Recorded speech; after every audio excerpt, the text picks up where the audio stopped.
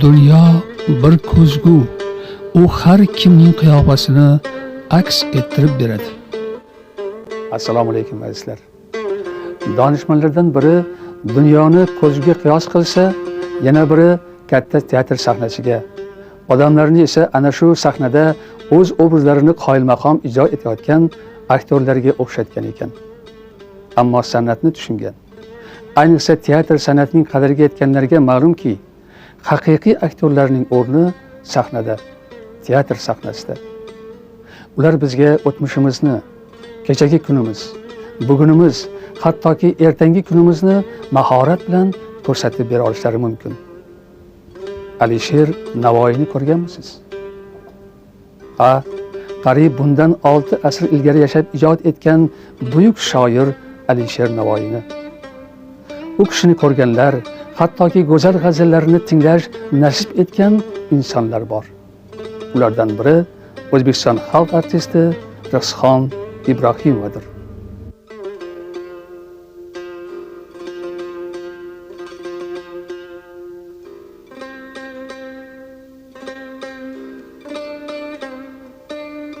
Olim akamni birinchi marta televizorda ko'rganman-da. Shuna baqa, voy arslem, yurar ekan, voy ular bizga o'xshagan odam ekan deb bir qandaydir o'zimni yo'qotib qo'yib, olim akamga shu baqiragancha qolganman. Birinchi marta shu xalq ichida ko'rganimda-da. To'xtang. Axir Alisher Navoiy haqida so'z borayotgan edik-ku. To'g'ri, yanglishmadik. Rixsixon opa hurmat bilan tilga olgan olim aka buyuk shoir Alisher Navoiy obrazini sahnada 700 martadan oshiq ijro etgan buyuk aktyor Olim Xo'jayevdir. Olim Xo'jayev Buxoroda tug'ilib, adabiyot san'atini sevib ulg'aygan. Bunda otasining katta xizmatlari bor. Otam menga Navoiy, Fuzuli, Sheroziy kabi shoirlarning g'azallarini o'qib berardilar. G'azallarning har bir satridagi mazmun maqsadni erinmay tushuntirardilar. Kechalari 1001 kecha kitobidan ham ko'plab hikoyalarni o'qib berganlar. Dilimda bolaligimdan adabiyot san'atga havas uyg'otganlari uchun otamdan bir umr minnatdorman. Shu sabab balki shunday hurmatli san'atkor bo'lgandirman deb aytgan ekanlar ustoz Olim Xo'jayev. Shu Olim akani siz qanday xotirlaysiz? Sizni xotirangizda, sizni hayolingizda u kishini nimalari asosan bir yorqin bir iz qoldirgan? Tohirjon, avvalo ulug' ustozlarni eslab turish xayrli ish nazarimda. Qolaversa bugun mana hozir aynan Olim aka to'g'risida gap ochganingiz ayni muddaoga o'xshaydi menimcha. Chunki kuni kecha O'zbek teatrida mana shu Olim akamlarni bu yil 90 yilliklari munosabati bilan bir xotira kechasi o'tkazishga qaror qabul qilindi va shunga tayyorgarlik jarayonlari boshlab yuborildi. Olim akamni qanday ko'z oldimga keltirishim mumkin? Olim aka, Olim Xo'jayev shoh asarlarini deyarli hammasida asosan bosh qahramonlarni ijro etgan ajoyib san'atkor, xalqni ardog'idagi san'atkor. Lekin shularning ichida Olim akam xalqni qalbida, ko'nglida, tilida, dilida afsonalardek qolgan obrazlari bu Alisher Navoiy spektakldagi shu Navoiy obrazi. Desam mubolag'a bo'lmas. Mana shu Olim akamni ijro etgan Navoiy obrazlari xalqni tilida qolganligi shunchalikki, xalq shu Olim akamni ohangida so'zlaydi. Mana shu Alisher Navoiy spektaklini ko'p qismlarini yod qolishi, ijro etib yurishlari shu Olim akamga bo'lgan bir muhabbat sifatida, yo'nsa shu Navoiy shunchalik Olim akamni ijrosida singib borganligi uchun bo'lsa kerak, aynan shu Olim akamni ohanglari bilan ko'p qismlarini yod olib yurgan insonlarni bilaman. Qaysi bir davriga bormaylik, shu o'sha Hirotdagi o'sha spektakl boshlanishidagi Guli bilan Alisher Navoiyni ey Nasimiydan boshlashadi, hammasi mashlarni nima qilishadi. Qolaversa kuy, g'azal deb shu yana o'sha Olim akamni eslatishadi. Demoqchimanki, Olim akamlar asosan mana shu Navoiy obrazlari bilan xalqning tilida qoldi. Juvon mard bunchalik ham esda, yod et, unutma doimo ruhimni shod et. unutmayman seni toki tirikman. Seni can o'rnida saqlar tirikdan. Hamon qalbimga sen ilhom solursan. Mening she'rim bilan mangu qolursan. Senga 5 bebaho haykal qururman. Gahi shirin, gahi layli bo'libsan. Yasharsan doimo dostonlarimda. Xazonsiz gul bo'lib bo'stonlarimda. Pir men ersam g'am bilan yig'lab ketarman. Sening ishqing bilan tanho o'tarman. Pir yana ko'z yoshim. Ko'nglimni buzma. Bu yosh daryosida behuda suzma. Bu daryo xavflidir g'arq aylagay boq. O'chirmas dil o'tin ko'z yoshi hayhot. Hayhot birar osudadan yo'q. Ko'ngil yig'laydi-yu ko'zlarda nam yo'q. Esiz taqdir ekan qaytin bilibmiz. Azizim dunyoga bevaqt kelibmiz. Mana fasli bahor ko'rkam chamanda ochib gulg'unchalar etmoqda hamda. Gulimning qabriga ekkan chechaklar ochilgandir buchoq. Oxin bechaklar kabi ko'k talqiga chirmashmasin. Olim akam o'zi nihoyatda so'zga juda ham talabchan odam bo'lganlar. Ayniqsa bu kishining talaffuzlari, sahna nutqi madaniyati juda ham yuksak bo'lgan. Olim akam qaysi spektaklda o'ynamasin, asosan mana shu iboralarni, so'zlarni juda ham maromiga yetkazib, qoyilmaqom qilib ijro etadilar. Ayniqsa Alisher Navoiydagi spektaklda hammamizdan talab qiladigan bir narsalar shunday bo'lardiki, endi g'azalni kim yaxshi ko'rmaydi? G'azalni aytadilarki, Navoiyda ijro etadigan san'atkor shunday o'ynash kerakki, u musiqa singari odamni dilida, tilida, mana shu qalbidan joy olish kerak. Shu musiqaligini biz nima qilishimiz kerak, yetkazib berishimiz kerak derdilar. G'azalni hali bir so'zni ikkinchi so'zga ulab yuborishdagi o'rtadagi hali nima deydi? Ko'prik. Mana shunaqa narsalarni nima qiladilar?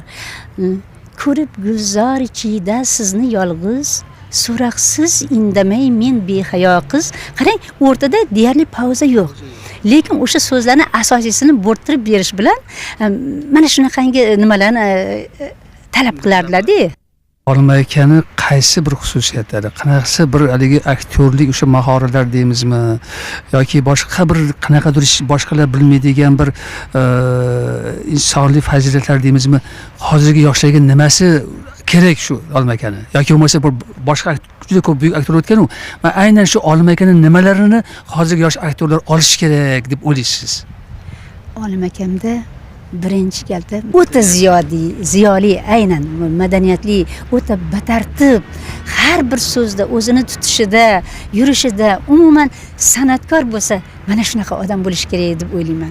Ko'p san'atkorlarimiz bor. Ali nima deydi? San'atni bergisiz, bir-biriga o'xshamagan, undan ham zo'r talant sohiblari bo'lgan. Lekin Olim akamdagi ziyolilik hozirgi siz aytgan nimaligi bu har kimda ham emas edi. Lekin o'zlari juda ham tashqi ko'rinishlardan ancha xushro'y odam bo'lganlar.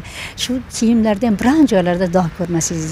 Olim akamni lekin juda ham intizomlilar, juda ham intizomga talabchan odam edilar.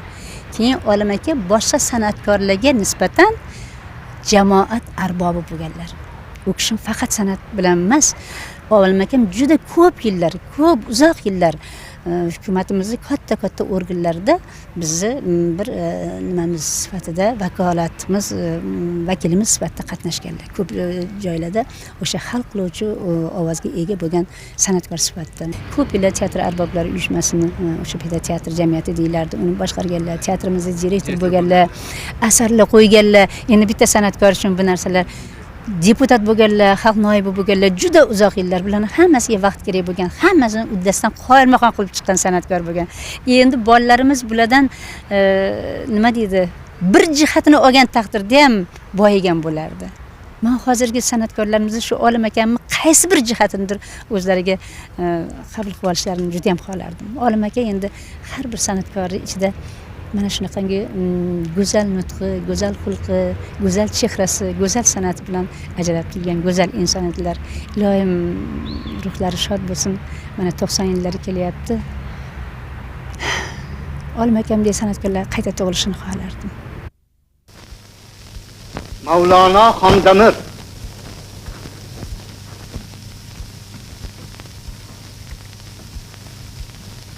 bizning dardu qayg'ularimizni necha asrlar keyingi nasllarga eltuvchi tabarruk sahifalarga raqam qilingkim. Mo'min Mirzoning o'limi Temuriylar xonadonining inqirozidan nishonadir. O'z qo'li bilan o'z nabirasini o'ldirgan, kecha-yu kunduz kayf safodan bosh ko'tarmagan, to'yda ham, azada ham to'xtovsiz ichadigan Husayn Boyqarov saltanatimizda halokatni saqlashga qodir emas. Alisher, siz yana kayfu safodan so'z ochdingiz. Ayting, bu dunyo lazzatlaridan voz kechib, o'zingiz nima orttirdingiz? Men ikki buyuk daryo bo'yidagi xalqimni yaqqalam qildim. Tilimizni tahqir va haqorat botqog'idan she'riyat osmoniga ko'tardim. Men umrimga achinmayman, ammo sizga sarf qilgan mehnatlarimning zavjiga ketganiga achinaman. Men yanglishibman. Men pista po'chog'idan kema qilmoqchi bo'libman. Men haqiqat deb o'ylagan narsam sarob bo'lib chiqdi. Men mamlakatda zulm olovlarini so'ndirib, adolat mash'alini yoqmoqchi bo'ldim, ammo zulm mendan zo'rlik qildi. Men saltanatimizni mustahkamlamoqchi bo'ldim, ammo mehnatlarim zavjiga ketdi. Alisher, yoshligimizni zamon olib ketdi. Siz saroyga qayting. Bu foniy dunyo lazzatlaridan voz kechib, qolgan umrimizni rohat farog'at o'tkazaylik. Dunyo bevafo, toji taxt bebaqo. Noumid shayton. Men hali o'z umidlarimdan voz kechganim yo'q. Biz yetolmagan umidlarga kelgusi nasllarning yetmog'i mumkin. Qachonlardir adolat oftobi barq urib chiqmoqi kerak.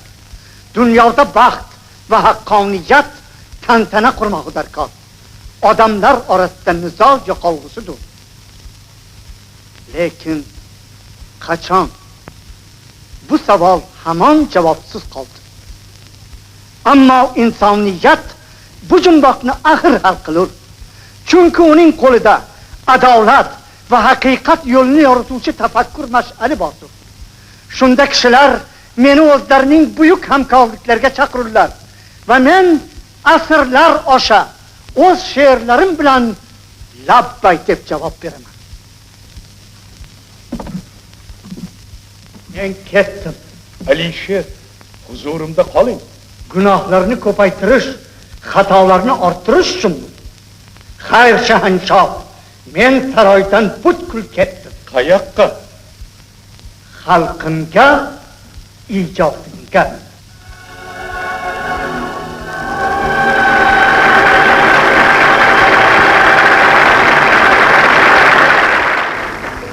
Hurmatli do'stlar, aziz o'rtoqlar. Qadrdon teatrimda bugun menga ko'rsatilayotgan yuksak hurmat va ehtirom, qizg'in olqishlar va tantanavorlik ruhidan men g'oyat hayajondaman.